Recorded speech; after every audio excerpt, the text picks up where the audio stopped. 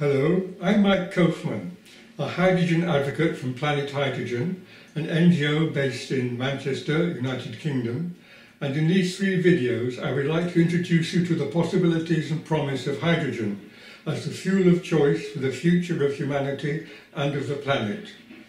To begin with, let us look at the underlying need for a completely non-polluting fuel. 2 more videos will follow this one.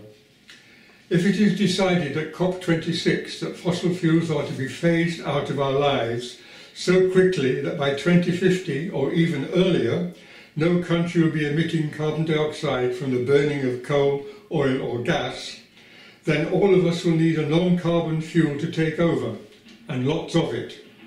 Much of our energy in future years will have to come from electricity derived from wind and solar power, which is fine and absolutely necessary, but alas, electricity is not in any real sense a fuel.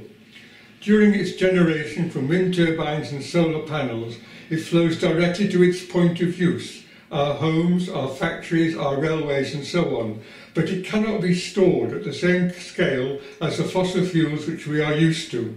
Fossil fuels are relatively easy and convenient to extract from the earth, but by their combustion, in cars, our homes, our commerce, in shipping, in factories, they now pose such a serious threat to the planet and to people that in future they must remain in the ground. And that is indeed the purpose of this year's Conference of the Parties to the Framework Convention on Climate Change, to eliminate coal, oil and natural gas from our inventory of energy sources, thereby requiring us to bring some other large-scale energy source into play. This is where hydrogen comes into its own. Why? Because however it is used, in combustion or otherwise, in yielding its energy it releases nothing but water vapour, which cannot harm the climate in any way.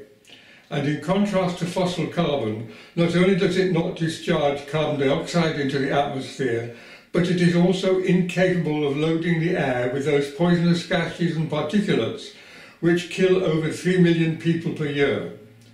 How then is this hydrogen to be produced, to be delivered in all its different users?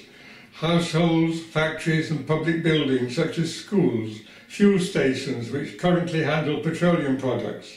And how will it be turned into the kinds of energy which we need in practice, as heat, as power for vehicles and machinery, and as electricity itself, when and where the grid is unable to satisfy our demand?